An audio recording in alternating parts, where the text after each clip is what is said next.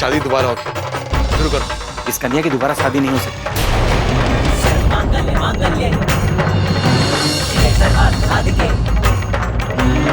दिमाग खराब हो गया क्या तेरा? हाँ, क्या बक रहा है तू? यहाँ मेरी शादी हो रही थी, दूल्हा मैं हूँ, धोखे से बैठा है मेरी जगह पे हो। यहाँ तक इसको पता नहीं किसकी शादी किससे हो रही, और तू कह रहा है कि शादी फाइनल होगी। माफ कीजिएगा बंधु, शादी तो बहुत देर पहले ही हो चुकी है और हमारे शास्त्र के अनुसार, रीति रिवाज और मान्यता के अनुसार एक लड़की की शादी दोबारा तभी हो सकती है जब उसका पहला पति उसे त्याग देगा।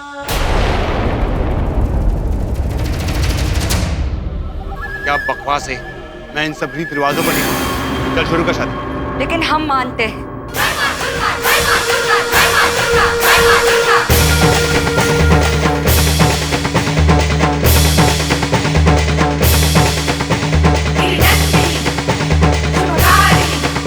ये क्या कह रही है? आपकी नजरों में जो भी कुछ हुआ वो गलत नहीं था? इस शादी को मान्यता दे रही है आप? मैं यहाँ किसी का साथ देने नहीं आई और ना ही किसी की तरफदारी कर रही। मुझे तो ये भी नहीं पता कि आप दोनों में से कौन सच्चा है और कौन झूठा। लेकिन यहाँ पे मैं परंपराओं की बात कर रही हूँ, रीति रिवाजों की बात कर रही हूँ। हम सभी के सामने इस पवित्र अग्नि को साक्षी मान के रवि और देविका की शादी हो चुकी है।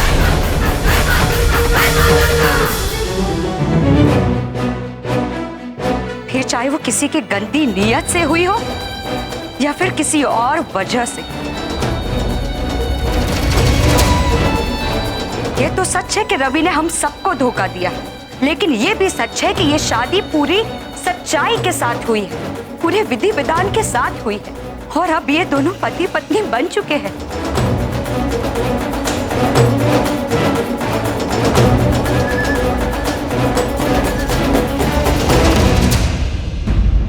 माँ बिल्कुल सही कह रही है। मेरी देविका दी अब शादीशुदा है और ये शादी बिल्कुल सच्ची है। तुम्हारे साथ शादी करके मेरी दी की जिंदगी बर्बाद हो जाती। और रवि बिल्कुल सही कह रही है, तुम एक बहुत ही घटिया किस्म के आदमी हो। अरे तुमसे देविका दी तो क्या, दुनिया की कोई भी लड़की तुमसे शादी करके खुश नहीं रह सकती।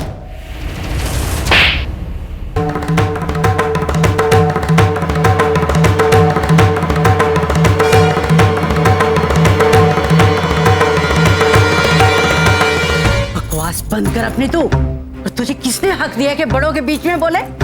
ये बच्चों का खेल नहीं है और ना ही तूने इतनी दुनियादारी देखी है कि अपना मशवरा दे सके।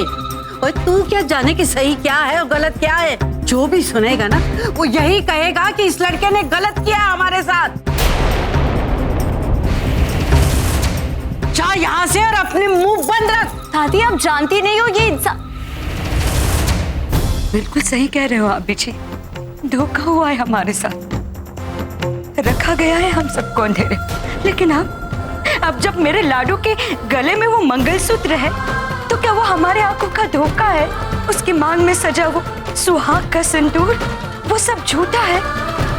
विजय हम सबके सामने ले गए वो 7 फेरे 7 वचन, तो क्या वो सब कुछ झूठे हैं?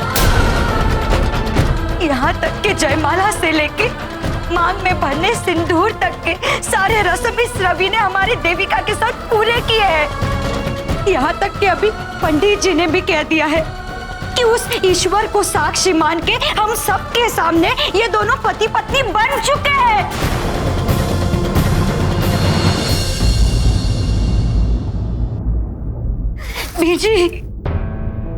बीजी दूल्हा बदल गया है लेकिन सारे रस्में वही है।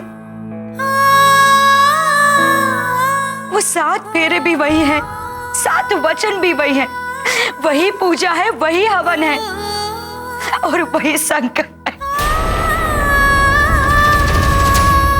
ये सब सच है बीजी, ये सब सच है।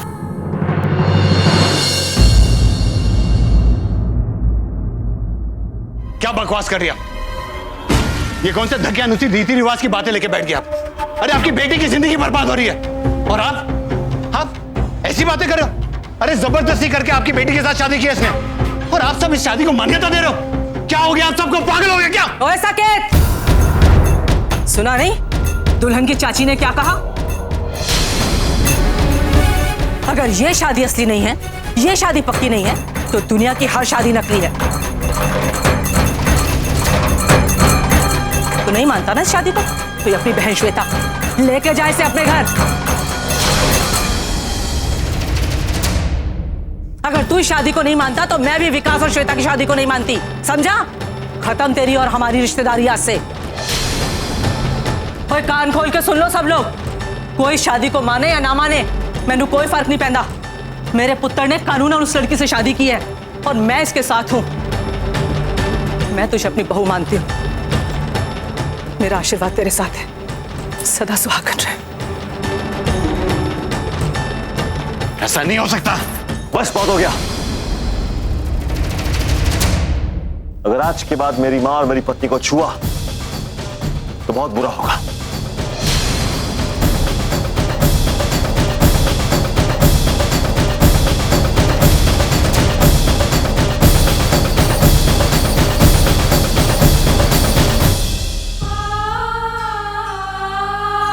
आ लाडू जी, अंदर चल के आराम से बैठ।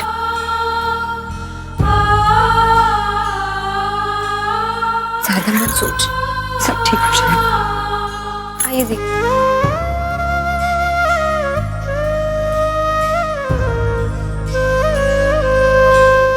शांति से बैठ। ये शादी हुई नहीं है, ये धोखा है, फरेब है। तेरी हिम्मत कैसी हुई करने की? ये शादी को कोई मायने नहीं देगा, कोई विश्वास नहीं करेगा इस शादी पर। ये देविका के साथ बहुत गंदा खेल खेलने जा रहा था। ये चाहता था कि देविका जिंदगी भर इसकी गुलाम बन के रहे और शादी के पीछे इसका एक ही मकसद था, देविका की जिंदगी को बर्बाद करना। आपको पता है देविका से शादी करने की असली वजह क्या है? ये देविका की करोड़ की प्रॉपर्टी चाहता है। चाची, ये क्या हो गया? मैं क्या? नहीं रोते लाडू, बिल्कुल नहीं रोते, बिल्कुल नहीं रोते। शांत हो जा। मैं जानती हूँ इस वक्त तेरे मन में 100 सवाल उठ रहे हैं, तुझे कोई रास्ता दिखाई नहीं दे। मैं जानती हूँ, लेकिन लाडू तुझे पता है माता रानी तेरे लिए जो भी कुछ करती है अच्छा ही करती है। लाडू मैं तो नहीं जानती कि इस वक्त हम पे माँ की क्या मंशा है, लेकिन मुझे पूरा विश्वास है वो तेरे लिए सब कुछ सही और अच्छा ही करेगी। तो बिल्कुल फिक्र मत कर, तो डर मत और रोना बंद कर, सब ठीक हो जाएगा। मैं कुछ नहीं कर पाऊंगी।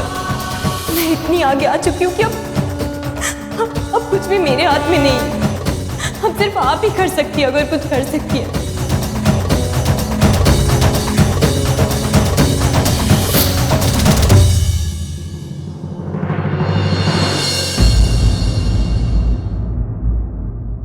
लेकिन मेरे सकेत पुत्र के साथ आपने ये सब होने कैसे दिया?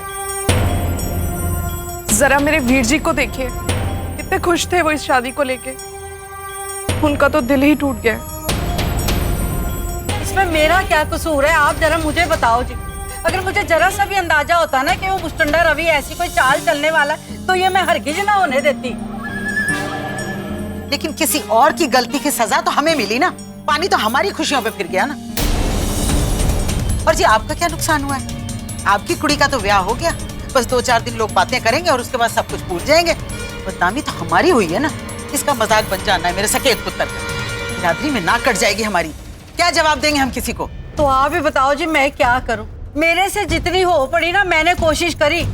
मैंने तो सकेत जी का ही साथ दिया है ना। अब बाकी घर वालों को मनाने में, उनकी अकल ठिकाने लगाने में कुछ तो टाइम लगेगा। वो टाइम है कितने आपके पास? कब समझाओगे? जब वो मुंडा देविका को लेकर चला जाएगा तब होश आएगा आपको। आप तो जी ऐसे बात कर रहे हो कि सारा इल्जाम मेरा है। और मंडप में सारी रस्मों के दौरान आप मौजूद थे ना। माँ है आप, आपसे कैसे चूक हो गई? आप कैसे धोखा खा गई है? आपको नहीं पता चला कि वो सेहरे के पीछे आपका बेटा नहीं कोई और है? अरे क्या हो गया आप लोग को? इतनी बड़ी प्रॉब्लम है सर पे और आपस में लड़ रहे हो। आपकी माताजी ने शुरू किया है। अरे मेरी माताजी को छोड़िए, आप मुझे ये बताइए कि क्या करना है आप? आप चिंता ना करो जी, मैं इस शादी को नहीं मानती है। देविका अभी मैके में है, कुछ ना कुछ हो जाएगा। बस घर वालों को मनाने के लिए ना थोड़े से दिन लगेंगे। कुछ दिन? ये क्या बात कर रही है आप? अगर विदाई होगी तो नहीं नहीं सकेत जी, ऐसा कुछ नहीं होएगा। है मैं इतनी बेवकूफ नहीं हूँ। मैं विदाई होने दूंगी तब होगी ना विदाई। आप ना बस थोड़ी ठंड रखिए, फिर टाइम मिलेगा। फिर मैं सोचूंगी कि इस नकली शादी से कैसे आजाद होना है। लेकिन आप दावे नाल कैसे कह सकते हो कि देविका उनके साथ नहीं जाएगी? और जब सबने इस शादी को मान ही लिया है तो आपके परिवार वालों ने तो विदा कर देना है उसे। ऐसे कैसे विदा कर देंगे जी? हाँ, पकझक जरूर होगी, बोलने दो उनको जो बोलते हैं। लेकिन मैं अपनी पोती को जानती हूँ, वो कभी झूठ का साथ नहीं देगी। बचपन से लेकर आज तक जो संस्कार दिए ना उसको, आज काम आएंगे वो देखना। रवि के साथ कभी नहीं जाएगी। वो जानती है कि रवि ने जो किया है वो माफी के लायक नहीं है। हाँ, इस वक्त उसका दिमाग थोड़ा सा परेशान होगा, समझ नहीं पा रही होगी कि सही क्या है गलत क्या है, पर इतनी समझदार है कि सही का साथ दे। आप देख लेना, वो कभी उन घरे वालों के साथ नहीं जाएगी। मेरी तो जी आप सबके सामने ना हाथ जोड़ के एक यही विनती है कि आप लोग ना थोड़ी सी ठंड रखें। ये सारा किया कराया ना उस मंजू का है, उसे तो ना सबक सिखाना ही पड़ेगा। मैं अभी जाके उसकी हेकड़ी निकालती हूँ।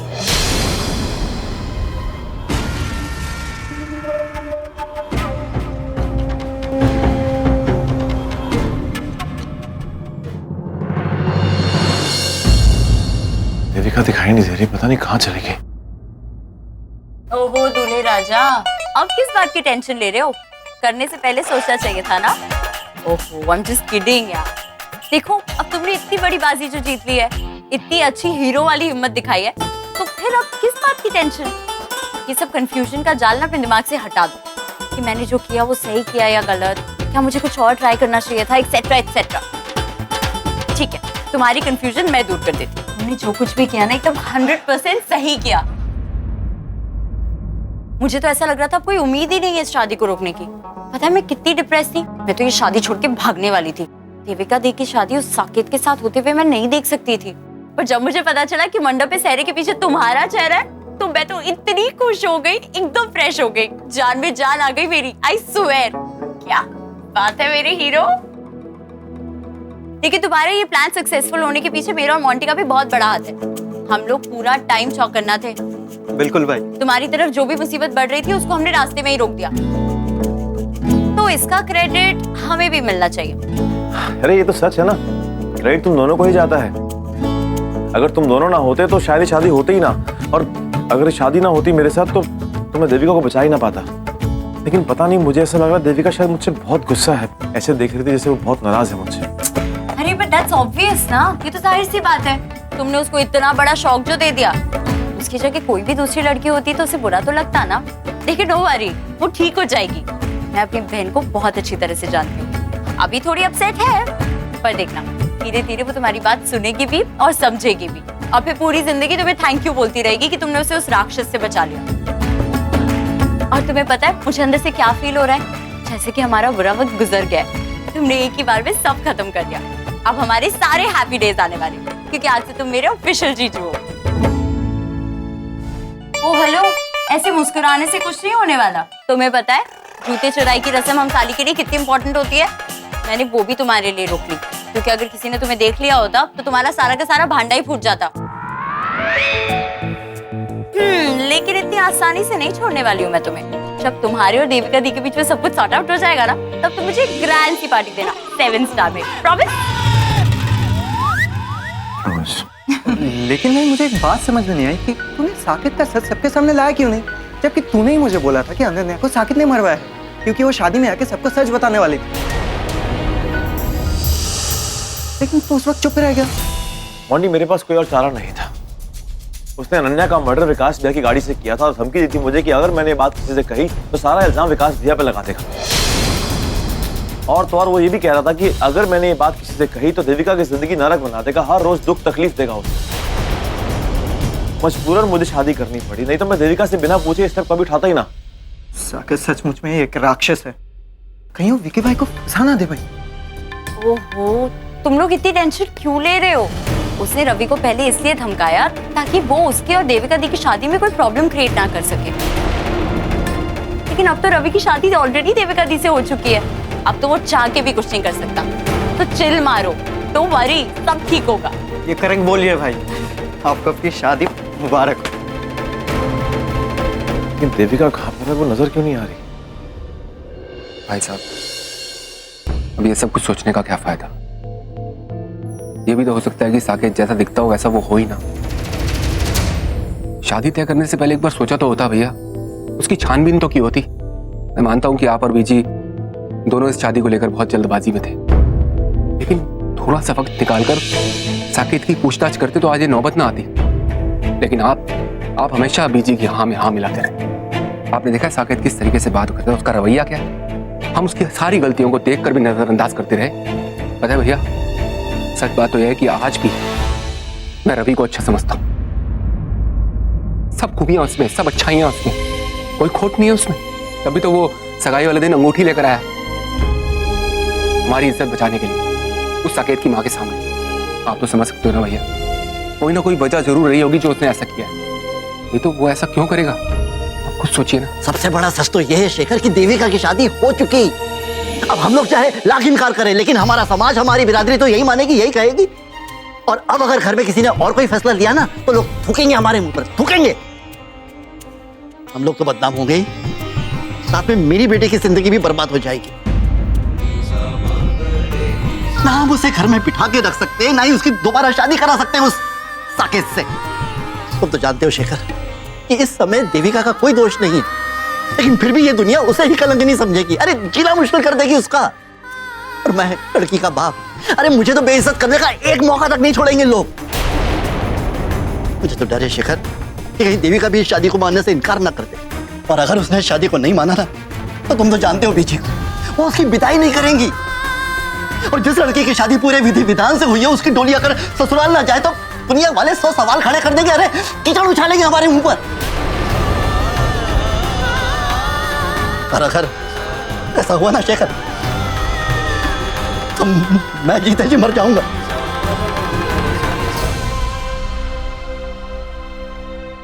बदनामी का एक दाग, एक छींटा तक नहीं आने दिया मैंने अपने दामन पर आज तक।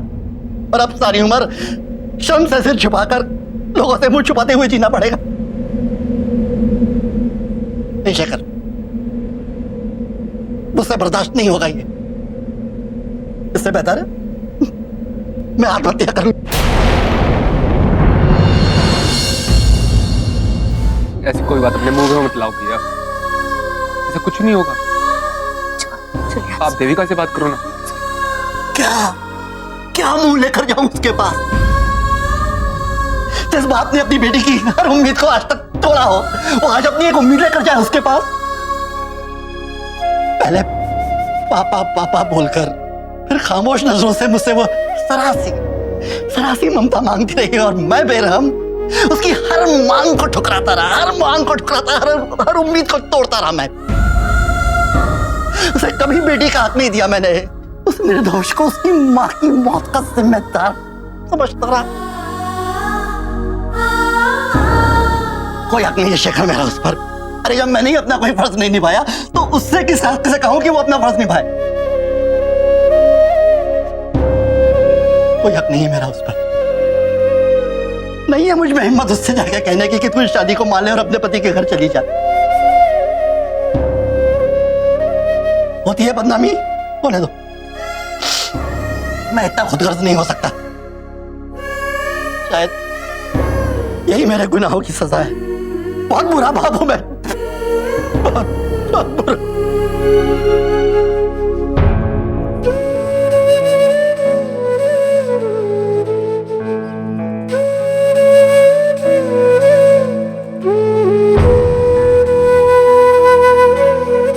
मत रोइए पापा, बस एक बार अपनी बेटी को गले से लगा लीजिए।